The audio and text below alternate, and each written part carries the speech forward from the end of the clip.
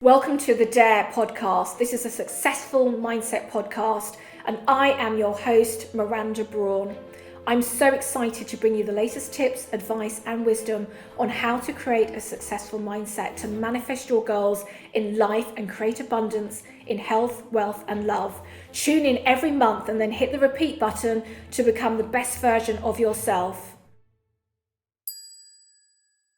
Hello, McCalla Lacey. It's an absolute pleasure to have you today. Pleasure's all mine. Thank you. So we are here with the D.A.R.E podcast, and this is a mindset podcast. It's for those that have a successful mindset, and we've been working, so this is also in line with the Miranda Brawn Diversity Leadership Foundation, and we've been working with KPMG since the summer of 2020. That's right, yeah. You are the first black board member for KPMG. In fact, the first black board member for the Big Four, which is amazing. Any of the Big Four, yes.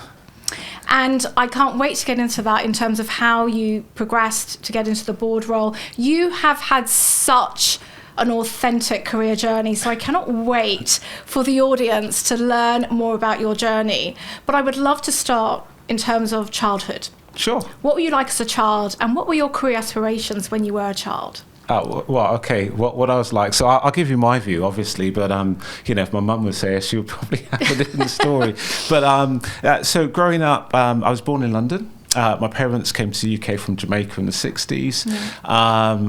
It was quite a big and busy household, so one of 9, 4 brothers, 4 sisters. Growing up, I just loved to play. I loved to not take anything too seriously at all. Really looked up to my brothers, especially slightly later on in life when we got movies. I seem to remember watching lots and lots of sort of Bruce Lee movies and trying to do kung fu and things like this. My brother and I did the same. Yeah, and then the Karate Kid came out. Yeah, exactly. So just typical, just having fun and so on.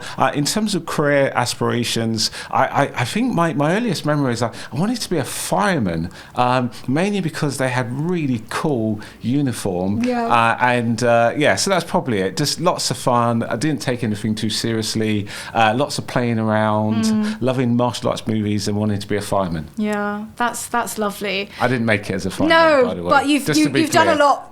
You've done a lot since then.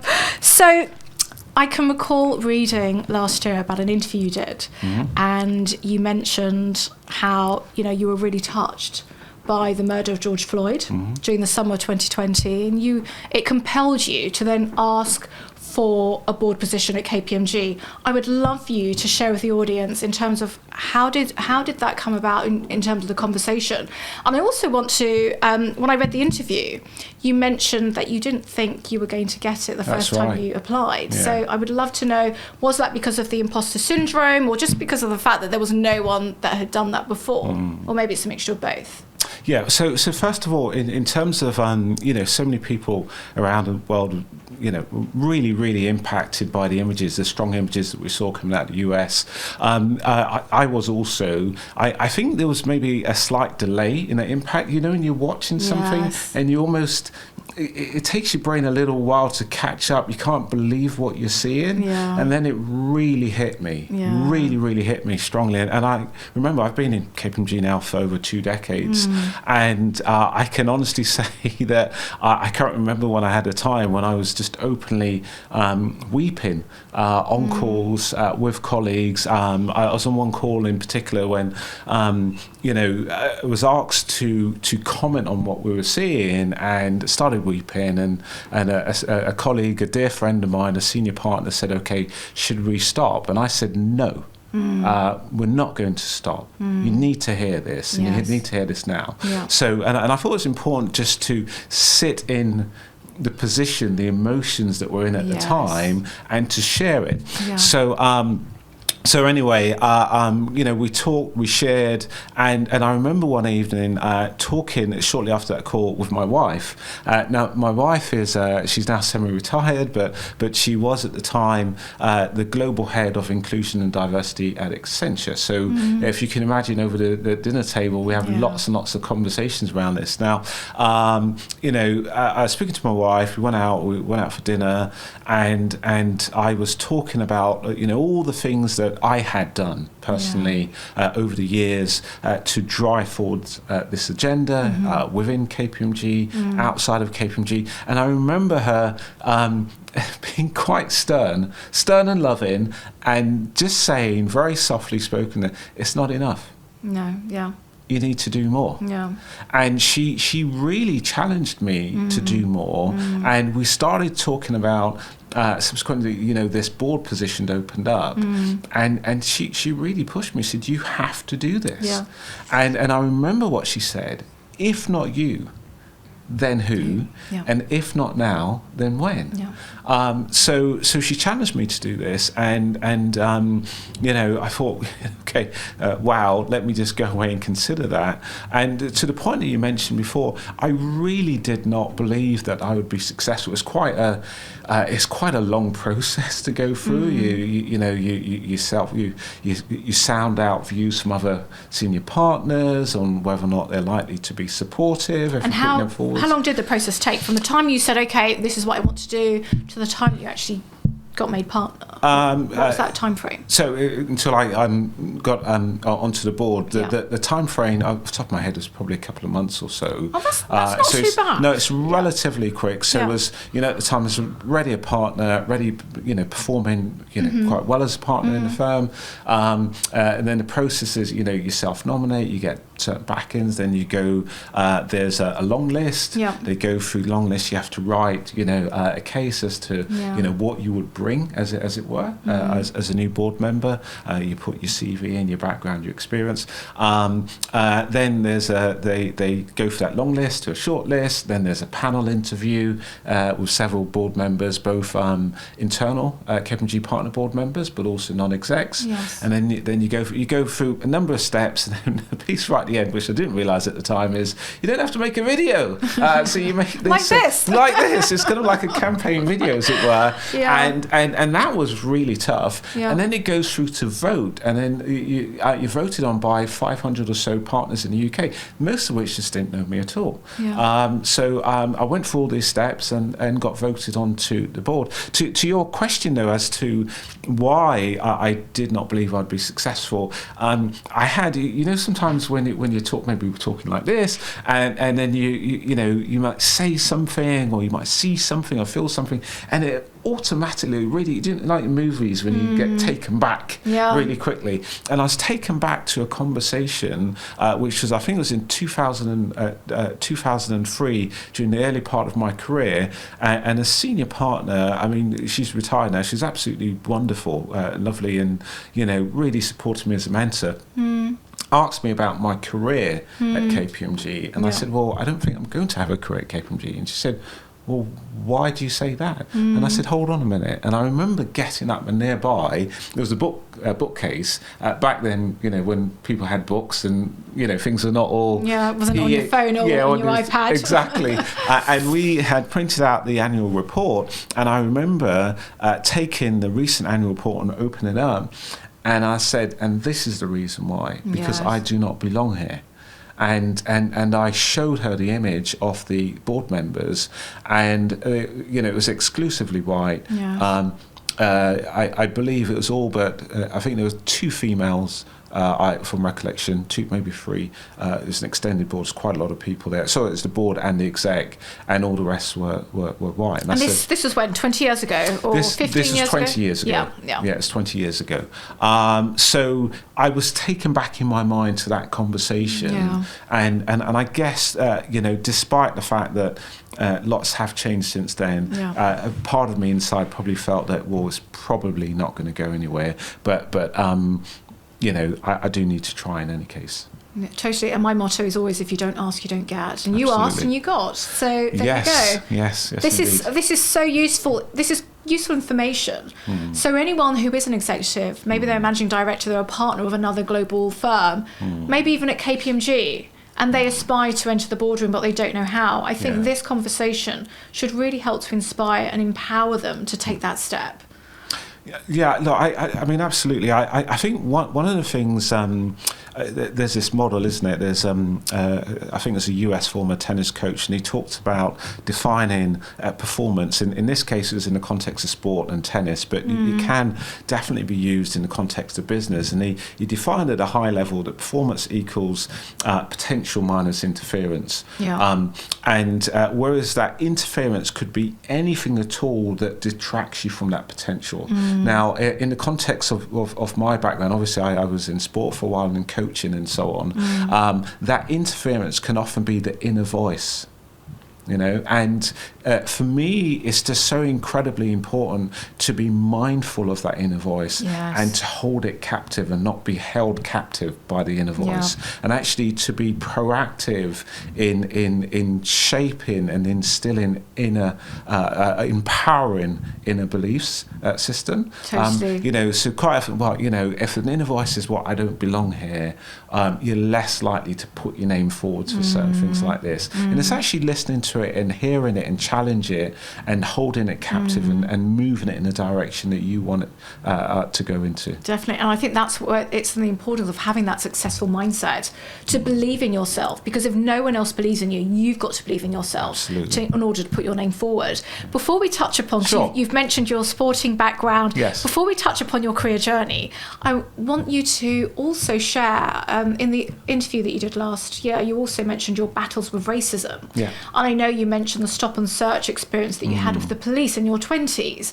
I would love you to share, if you feel comfortable, challenges that you might have had in and or out of the workplace in terms of racism, and how you've dealt with that and how you've handled that. Yeah. So in terms of the direct challenges that I've had, these have been exclusively outside of the workplace. Yes. The direct challenges. So you talked about being stopped by the police. It was pretty horrendous experience. I was doing nothing other than walking down the street, walking to the bank. Again, back in the day, I feel so old. I had a check, an actual, we're about the same physical age. piece of paper and a check, and I had to walk in and cash this check in the bank, and being stopped, being handcuffed, being. So you actually handcuffed? Yeah, I was handcuffed in the street. In the street, being searched because I fit the description, and right from the start, it just didn't feel right, because as soon as I was stopped, it was a little bit okay. Here we go. There was a sort of a low wall beside where I was, and I just sat down. I thought, I'm just going to sit down. I was handcuffed whilst I was sat down. I was compliant. I didn't argue anything. Anyway, so I was handcuffed. I was searched, and I asked at the end, well, why? Why am I being stopped? And you fit the description. Now, if you remember, I sat down immediately. Just as soon as I saw, two police officers passed, blue in a van, blue lights came on. I just sat down and waited there. I didn't think, because I sat down so quickly, they didn't have a chance to size me up very well. So when they described the description, they said, oh, well, it was a black male seen in this area. And then I asked questions, well, how tall was he? What did he look like? And So I was just engaging. So it's about 5'8", 5'9". I'm 6'2". So good. So then you stand up. So I stood up. Yeah. Exactly. And I'd been really busy for a little while. I had not shaven I was working How old were you at this point? I was in my 20s, my late 20s at the point. And this person was a cleanly shaven person who's clearly a lot smaller than I was. So I started to speak to this police officer, but ask questions and engage and so on. And he was getting quite annoyed, and then he asked, well, where do you live? And I said, this is where I live. And he said, I remember him saying, like it was yesterday, no, you don't live there. You could not afford to live there. This is what he said. Unconscious bias that a person like you could not afford. And which area was this? This was in South London. It was West Norwood. It was on a particular street. And I looked at him and I smiled and I said, oh no, I lived there. I do live there. It's maybe you couldn't afford to live there, but I live. And at that that point, I bet he loved that. No, he completely lost it. I bet he did. And then he started screaming at me, shouting at me, so much so that his colleague held him back and had to pull him off me because he was going for me when I was handcuffed, and I was just sat back against the wall. Anyway, cut a long story short, I hadn't done anything wrong. They released me. And were you physically abused or no? No, it was verbally abused. And as I said, take care, bye-bye. And so then they uncuffed you when they realised. I was looking at this guy, he was not very happy with me. As they drove off, he was shouting and hurling abuse at me as we was driving off. I pretty much ran home. From there, got shaved, put my suit and tie on, phoned up my godfather and other contacts I have in the Commission for Racial Equality. Within a pretty short period of time, within a couple of hours, I was in the local police station in his chief's office. Made a complaint. He got called in. And if you saw his face drop at the time. So I got an apology at the time. What happened to him? So he had to, I was told by his commanding officer, whatever it is, that he would go through some additional training, and I thanked him for that, thanked him for the time. And I remember, calling later on, I think it's in the evening or the next day, my godfather and others who helped me and said, well, that happened and that's good, and so on. And they said to me, well, so what are you going to do now? Yes. And I said, well, no, I'm not going to do anything. I said, well, that's not good enough. And again, this is another challenge in my life. People challenging me in my life. This is great. You've got a good circle of people around you that are challenging you and pushing you to get to the next level. And that's so important. The company that you keep and so on. And what they basically said is that something good has to come out of this experience. And I ended up volunteering to be a lay visitor. So it meant that I went through this whole process and I had accreditation. And for the next several years, I would go into police stations around South London. I would just turn up unannounced with another colleague, show my pass. They would have to let me in within a certain amount of minutes. And I would go and see people in the custody cells just to make sure that they're being treated fairly, they understood their rights, and so on. So something good came from that at the time. That's so inspiring. And I think just the audience hearing this, hopefully young black males listening to this will maybe be able to take some of that on board and have the same outcome that you had. Well, hopefully, there's stories, the police and racism and all that sort of stuff. But I think black males are still getting stopped. Young black males are still getting stopped by the police. And how you handled that was the correct way to handle that situation. You shouldn't have had to have gone through that. So hopefully that will inspire other young black males to know that they can actually empower themselves and have a question the police officer and be calm and collected. Absolutely. And try and take control of that situation. It's not the police officer taking control. You took control of that situation and you had a positive outcome. I'm so sorry you had to go through that. It's a shame, but it is the society that we live in at the moment. I think one of the things I'll say is one of the key learnings when I reflect back on this experience, and I just want to be really clear, this was probably the worst experience, but it was certainly not the only experience. My brothers and I, when we used to drive around South London, we used to get stopped maybe not quite every week, but maybe every other week, just constantly being stopped, is that just really recognising that going through that, and enduring it, and building that resilience, that is our superpower. Just being able to go through that adversity over a sustained period of time and come out the other side with a sense of self, with a sense of calmness and so on. It gives you a level of resilience that others simply do not have. So when I look back now, I look back with a smile. Good. And I do recognise that those years, and indeed many other years, are really character forming. And it is character building. And the thing is, you're in a fortunate position where you can look back and smile. But there are so many black males who are probably in prison now for a crime they have not committed, and they can't look back and smile. So That's something that's very good. So tell me now, you were homeless twice, you were saved by the Prince's Trust, you were a fashion designer with Benetton in Italy, you've been at KPMG for 20 years, you're now a board member. How did that happen? We clearly don't have enough time to go through the ins and outs, but let's start with you being homeless. How did that happen, and how did you get out of that situation? As you said, it's a pretty long story. I'll try and shorten it down and give you a shorter version. So unfortunately, my parents split up when I was quite young. So it was about 14 years old or so. I moved out with my mum and some of my siblings, and we didn't have anywhere to live. We ended up squatting in the Peckham Rye estate, and again, for those of us at a certain age will remember the Peckham Rye estate. I mean, the block I was in ended up being demolished. It was a pretty notorious place to live at the time. So we broke in as a family. We squatted. We really didn't have very much at all. Then my mum was working a night shift. She was working in the day also. So that was the first time that was made homeless. But it's interesting, because when I reflect on this now, kind of look back, yes, it was quite difficult, but at the time, it just as it was, it is what it is. What it is. You're just surviving. You're just surviving, and you're just getting through with it, and you're just doing what you can. And we had each other, and so on, and that was.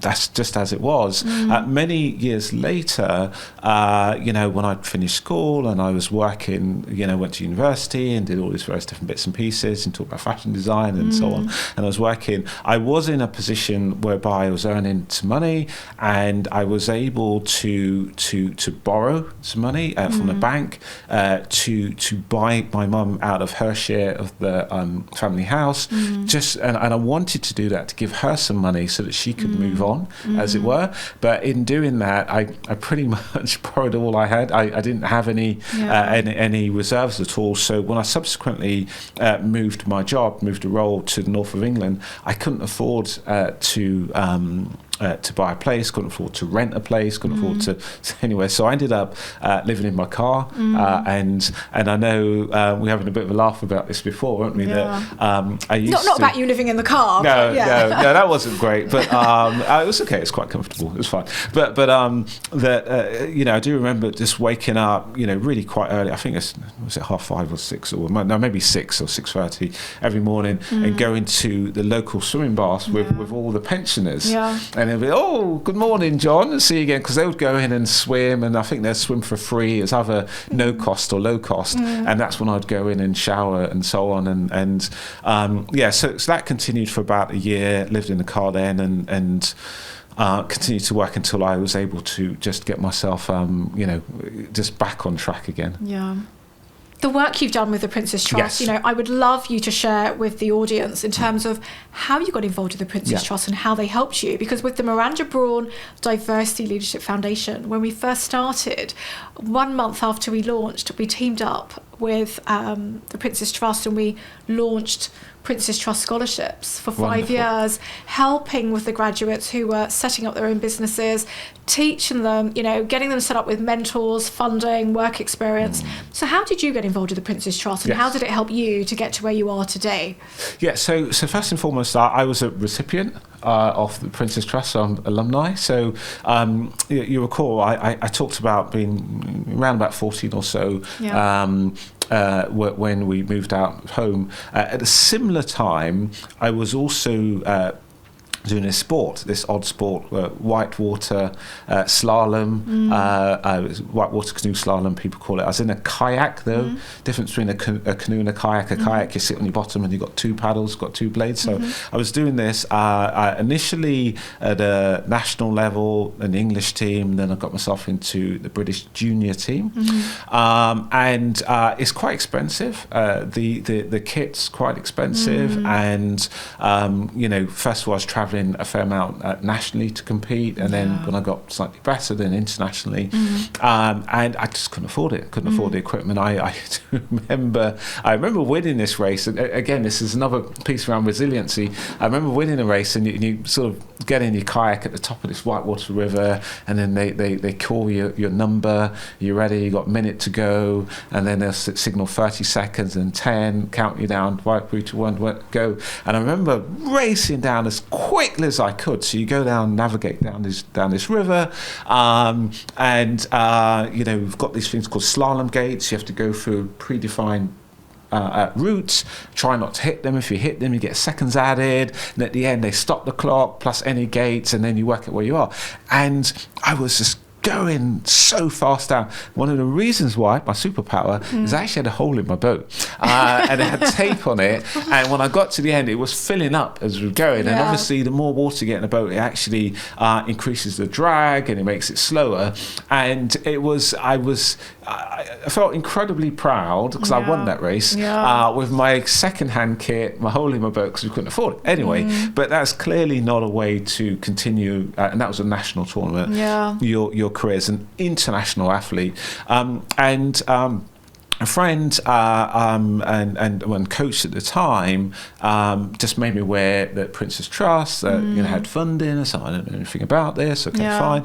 Anyway, they applied for me, and I got quite a substantial amount of funding, and that enabled me to pay for the equipment that I needed, and also to travel. And I subsequently got into the British team, and that was really just a catalyst for so much change in my life at the time. At the time, I was failing in school, really not particularly interested in school at all. So this was your first form of success? Correct. Yeah. Correct. And I talk quite a lot about the sport at the time, giving me focus, giving me discipline. It helped me to set goals and to work towards goals. And all these abstract topics that we're talking about in maths and so on started to make sense, because then I placed context. So I'd be, right, okay, because I had to write all these things down in the morning, my resting heart rate, my peak heart rate, we're talking about things like VO2 max, and actually starting to work these things through.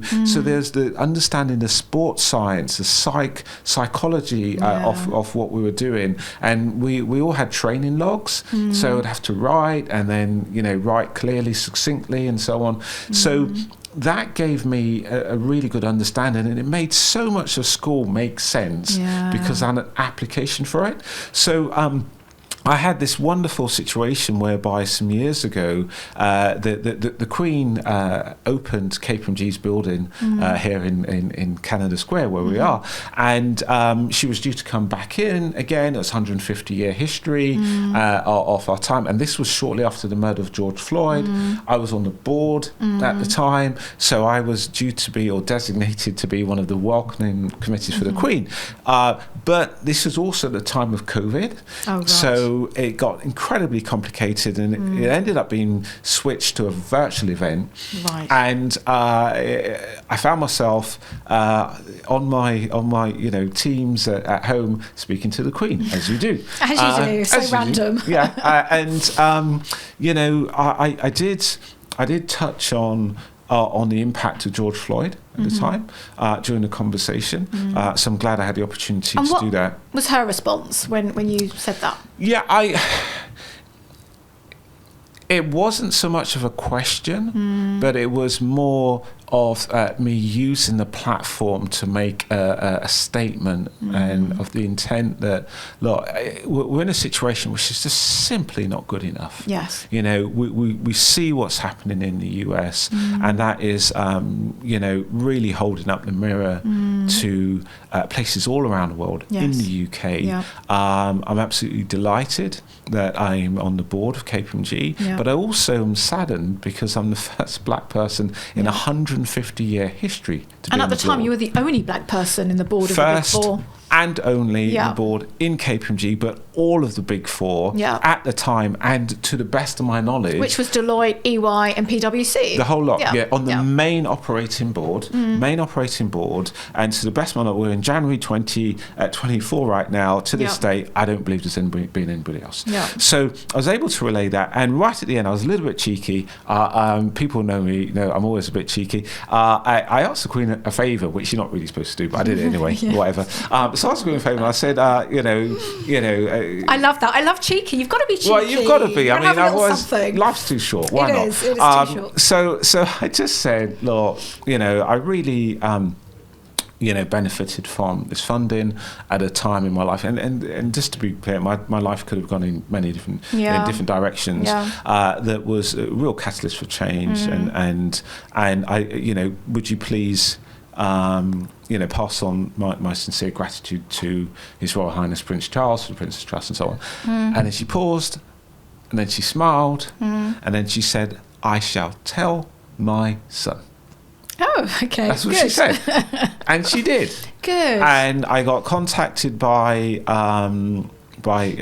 his team, then Prince Charles, now King Charles, and and then shortly after then was the first time I met now King Charles. This is in the context of my role as being on the board and working in ESG. There were I participated in a round table, really looking at how we can increase the number of young people in green skills, in jobs, and then from there I've had the pleasure to meet with the King, and I to this date remain in touch on a number of projects and initiatives that we're working on right across ESG. So it's just wonderful. One of the things I'll say just briefly, the things which I thought was I was incredibly fortunate to do. I was asked to attend an event at Windsor Castle, and to I think there's about 250 or so ambassadors as part of the Prince's Trust. My wife and I attended. We had dinner on the King's table, and I delivered one of the keynote speeches. Oh, amazing! And that was real honour to do that. And I was able to talk about, the King talks a lot about the virtuous circle and just the importance of helping people and then that coming back. And very much I stand here as a living embodiment of that virtuous circle. This is where I was. I got this help, and I'm stood here now as a partner, a board member and head of ESG at KPMG, and saying that the support you provide really, really, really does make a difference. And just to encourage people to continue in that endeavour and actually to double their efforts. No, definitely. I've met him a few times, and he's actually very funny. He is. We've had a lot of laughs together. Yes. But I also remembered attending the 40th anniversary gala for the Prince's Trust. It was somewhere in the city.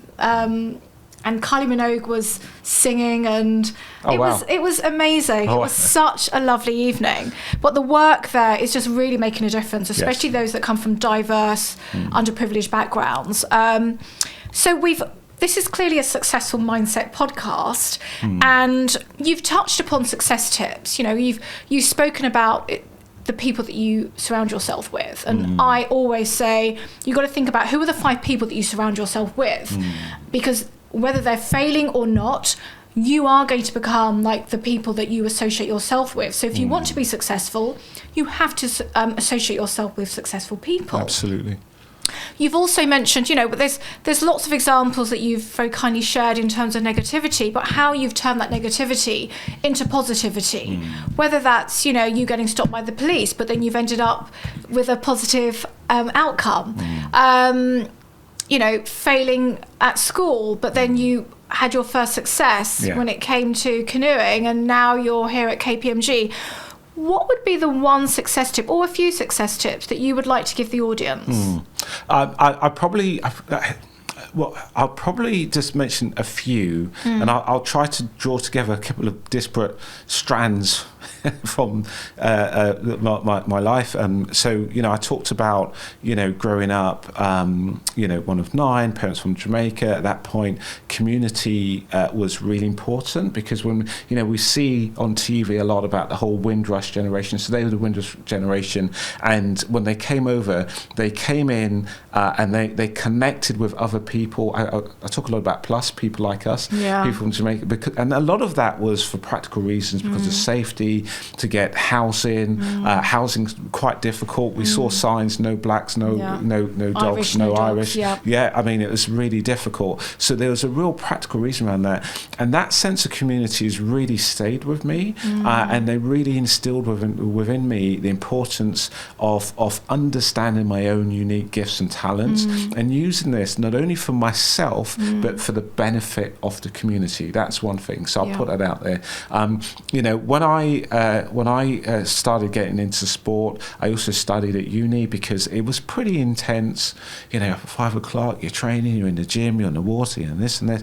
And then they would encourage you to study, to do something, just to get away from the sport. I'm quite a creative person, so I did fashion, I did fashion design, I ended up doing knitwear design, ended up moving to Italy. I worked for Signora Giuliana Benetton, so Mrs. Benetton. I was one of those, How did you bag, for anyone that would want to get into the fashion industry, how did you bag that role? Well, purely just as a fluke, as by chance. So, I focused in on knitwear design, mainly because I like tactile things. So I did textile, I did fine art. I thought, I don't quite like fine art, not quite sure about fashion or textile. I ended up doing knitwear design. And at the time, there was a particular technology that was emerging at the time. And the university is up in Nottingham, they invested in this. And we just had time in the lab playing about in it. Now, unbeknownst to me is that Benetton had invested a huge sum of money in the same technology. And quite frankly, they didn't have the capability to use it to its fullest potential. So I ended up, I was on a 4-year degree as a placement year. And this was at Nottingham University? This was at Nottingham Trent. Right. And then I ended up going over on a 3-month placement to support them specifically to work with this. And it was hugely successful, and I was there for a few months, and then they offered me a job, and I ended up being there for years, basically, working with Giuliana Benetton. So when I look at, so the key lesson there for me is when I, as one of their lead designers, is we'll constantly be looking for trends in terms of what's happening. So in the context of my role now, I'm constantly seeking to understand what's coming next, what's happening, what are the trends, and then seeking to be creative in the way in which we respond to that. So you've got purpose, use of purpose for self and community from my parents, that upbringing. You've got the creative side. From a sports perspective, for me, performance in sport and elite sport, I went on to coach the British team for about 20 years. It's about never ever settling for yesterday or even today's performance. It's about this incremental improvement game. So I am other side of 50 now, and and you don't look it. Well, on the outside, on the inside, it's a different story. Being held together by sellotape, but whilst I physically cannot do what I used to be able to do, I like to believe or to feel that I still have a heart of an athlete. So in all that I do try to look for those performance gains. We were talking before, about just those small margins, and this, whereas before it could be trying to improve by a fraction of a second down a river. Now it's about how I present, or the analysis and the research that we do. So things like this, I like the term progressive overload. If you're in a gym and you want to get better on something, you add more weight or you add more reps. How do you take that mindset in the context of your day-to-day? So you've got purposeful living, you've got creative mindset, you've got progressive overload, and then through the sport that I did, I mean, white water it's incredibly difficult. You've got these waves, you've got rocks, you're trying to navigate down a river safely. You can be buffeted by the waves, then you have the wind, wind coming in. And it's cold. I used to have a friend that used to row, and they used to get up 5 o'clock in the morning in December to practice. So you've got all of these things, and what that really helped me to understand is just the importance of what you can control versus what you cannot control. Cannot control the weather. And then the importance of how to go about positioning yourself in the river at work, is positioning myself on certain topics, of when to really pull and propel yourself forwards to some topics, and when to slow down and be patient and let the environment take you. So forward. So if I distill the purposeful living, the creative mindset, looking for those margins and those incremental gains, and for Whitewater, for all of Whitewater, and it can be dangerous, it's also fun, taking some time to enjoy yourself, So, I mean, that's been my journey. But I think the biggest thing I'd say, and probably the main bit of feedback I would say, is that what I didn't understand those years ago when I joined KPMG, I mean, it was very streetwise, not at all corporate-wise. I didn't understand the importance of networks. I did not understand the importance of, being very mindful in allocating the time and saying, well, look, who are those role models internally? I'm going to take some time to meet them. I will really seek to understand what are the things that they're doing that I would like to replicate or to model, if you're using an NLP term, taking the time to be corporate-wise, taking the time to have those role models, and taking the time to network and to elicit the support in these organisations, which can actually be quite scary. Especially if you're new to it, Absolutely. So transferable skills, you're now, a fashion designer in Italy. You then end up at KPMG. How did you make that transition and use the transferable skills to come from fashion to professional services? So if I talked about me observing things. So when you're a fashion designer, you're constantly looking and observing trends and where trends might go. One of the things which was really clear to me is that, two things that came out. Number one is that the role that technology would increasingly play in the area of fashion. So I talked about me focused on knitwear design. Excuse me. In the context of knitwear design, you had this thing called CAD/CAM, it's computer-aided design, computer-aided manufacturing, and that was really growing at the time. So it's focusing on knitwear design, focused on technology, just to really, understanding how knitwear design was going to, and indeed broader fashion was going to evolve. That's one thing. The second piece was follow the money. I really recognised that as much as I was, I'm quite a creative mindset, and I would do all these wacky design. I mean, lots of them you'd have seen them in posters, in colours of Benetton and so on. So did lots of designs. I was involved in some of the fashion shoots and so on.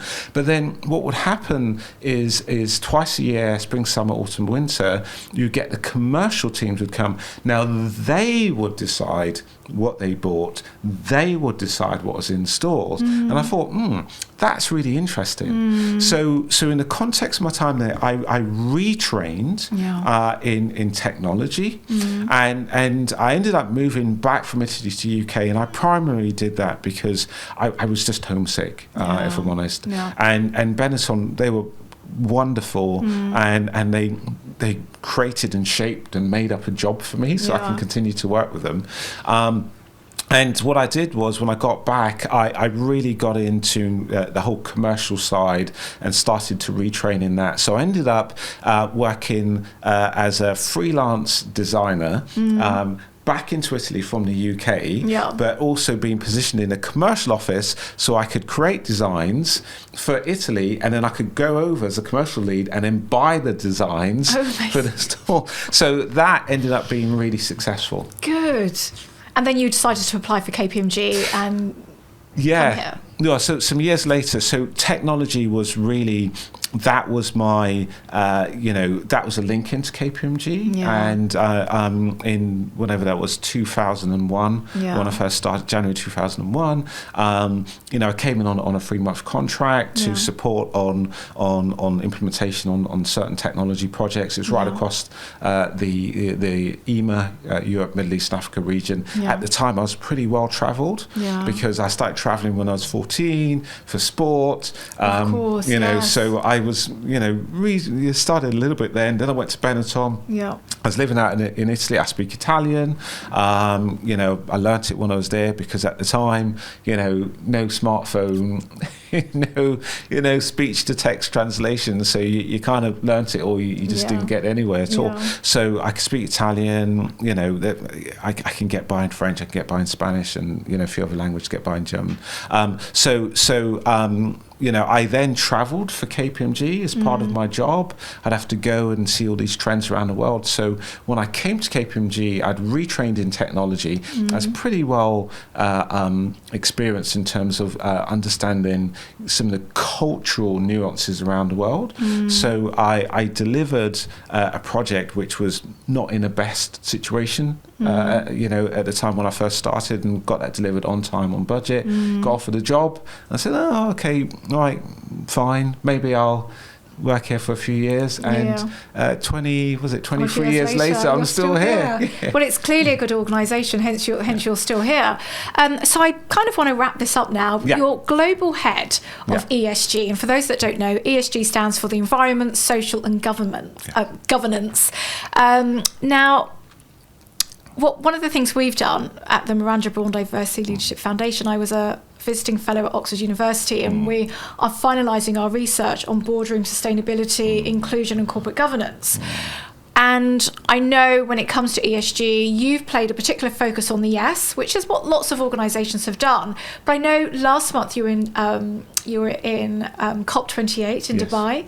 Next week, you're in Davos. What are the challenges that you're seeing? I know one of the key challenges is globally, the world knows that when it comes to climate change action, we are so far behind. Absolutely. But what else were the outcomes of the conversations that you were hearing when you were in Dubai, and what sort of conversations are you hoping to have when you go to Davos next week? Yeah, absolutely. So, so first of all, you point around the focus on the S. So I look after the E, the S and the G, but fundamentally, it's all about the S. The S is perfectly poised at the heart of the ESG construct. And why do I say that? Is because whilst, the dialogue is being so dominated by the E, primarily climate, so many times you keep hearing the term record-breaking. 2023 was a record-breaking year in terms of, from a global warming perspective, on average, it's about 1.48 degrees. So if you remember, 1.5 is we're trying to limit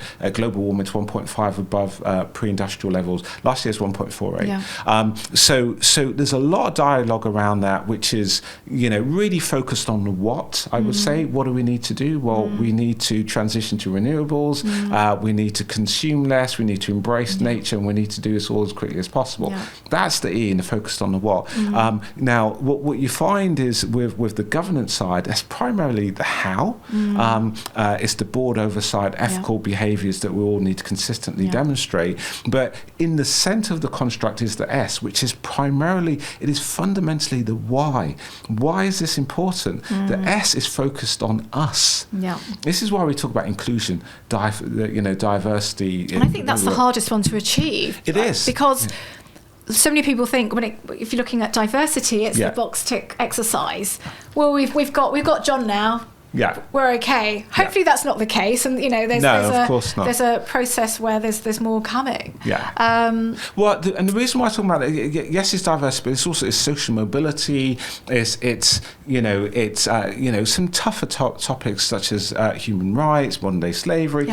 All these things there, because fundamentally the Earth, which is warming, is our home. Yeah. And we want to ensure that we have an environment in which we can all live in and flourish. So in terms of Davos, which is up and coming, in terms of Dubai, I say, well, let me start with Dubai, because that's happened.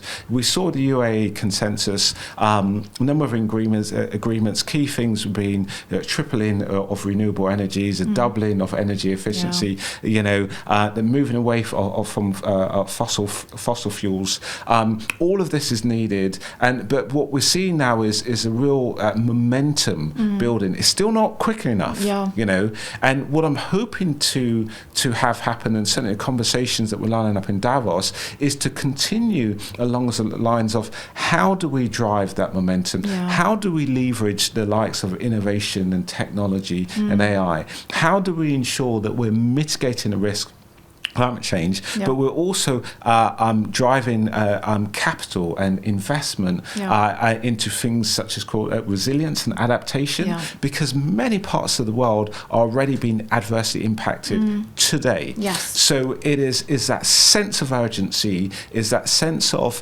I mentioned now is the time for us as leaders to stand up, and to do what we need to do, and to do it very, very quickly, because we simply do not have the time. No, I totally agree. Okay, so you've achieved so much, and you're still clearly very young. What else would you like to achieve within your career, or personally as well? So it could be personally or professionally. What's the one other thing that you think you would really like to add to your bow? Look, fundamentally for me, it's all, what I have in my heart for myself, for my wife, for my children, my daughter India, my son Zach, for my team, is for us all to flourish. Yeah. That's it. So a flourishing, what that means is a tapping into our unique gifting, our unique talents, using that for the betterment of ourselves, betterment of others. It means really pushing ourselves in terms of our comfort zone. It means embracing opportunities to learn more, to be exposed to new things. So because fundamentally we're all on this one planet together. I have a unique set of gifts. Probably a podcast for another day. It's all around purpose and so on. It's around trying to understand what that purpose looks like for myself, and how you pursue it with passion, with fundamentally and ultimately having that rocking chair test at the end. At the end of your career, and you look back and you say, I'm really proud of what I achieved, and what are those things, and just trying to move towards those each day. So that's what it is. I don't have a hard and fast, it is this one thing or that one thing, because whatever it is, because if you asked me this 20 years ago, I would not have said, I want to be on the board of KPMG. I would have set the bar way lower. Way lower. So that's why I think it's important when we frame these things, is I like to focus less on the outcome. Because back then I'd be, maybe I'll be a director, but more on the process. And it is the process of those incremental improvements, of learning, of growing, and fundamentally of flourishing. And it's all about, as they say, the journey as opposed to the destination. Absolutely. But I think this podcast conversation is going to help so many people better themselves and inspire them. Final question. And I think this is our longest podcast conversation, but there's so much that we have got out of this conversation. And I know we could talk for another hour. Easy. So there might be a part 2 coming.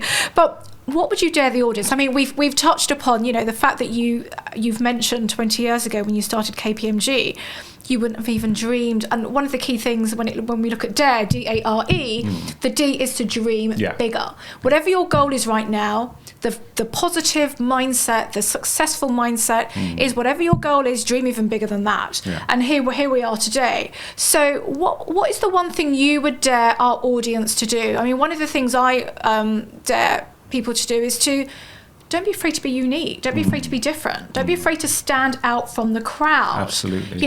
If you've got a creative flair, you can come into an organisation like KPMG and use that and progress through the ranks. So what's the one thing you would dare our audience to do to close this conversation? Right, it's tough. It's a tough one, yes. It is a tough one. I think what I would say is I would dare the audience to move. Yeah. And what I mean by this is that, I'm going to use my hands now, represent that if this represents your comfort zone, is to be intentional in moving to the very limit of your comfort zone. Yeah. In whatever you do in the context of work, or whatever you want to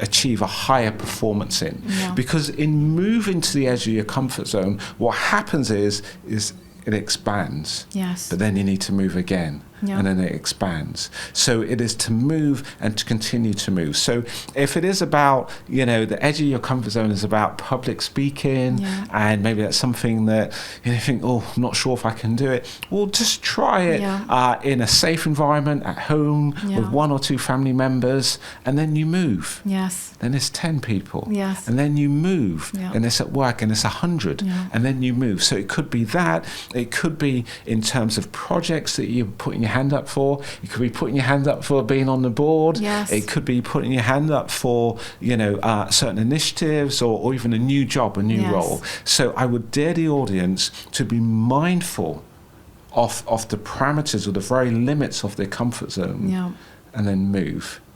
And as it grows, move again. I love that. And I think just the fact that you've had such a varied career. I mean, I followed not a similar path, but I've also had a varied career where I was a banker, then I was a hedge fund sales trader, a lawyer. Absolutely. Now I'm a boardroom advisor. I advise on ESG and a whole heap of different matters, a success mindset coach. And now here we are on this podcast. So I think hopefully the audience will listen to this, and if there's something that they want to do, or it might be something they haven't even thought of, hopefully they'll take that step. And thank you so much for your time today, your positive energy. Thank you so much for being so open and sharing your story, because I personally have been inspired. I think it's amazing. I'm really proud of you and where you are today, and the fact that you are helping so many others to achieve success as well. It's been so empowering, and I'm so proud of you and the fact that you're giving back to help so many other people. Thank you so much. So thank you. And for those that are watching, you can subscribe to the D.A.R.E podcast YouTube channel. We're also available on all your usual podcast platforms. Thank you.